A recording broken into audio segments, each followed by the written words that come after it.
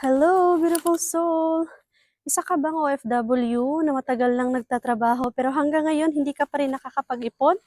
Dahil hindi sa wala kang control sa budget mo, kundi talagang sadyang wala lang sobra palagi, 'di ba? Kasi marami ka ding tinutulungan.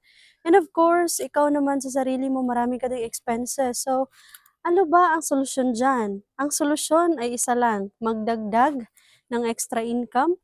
Hindi palaging utang ang idagdag kasi mababaon tayo niyan. So, can you imagine na maliban diyan sa sahod mo, maliban diyan sa ginagawa mo, income mo, at the same time pwede kang kumita ng mas malaki on the side, basta subukan mo yung DTW system, kahit part-time ka lang magsimula.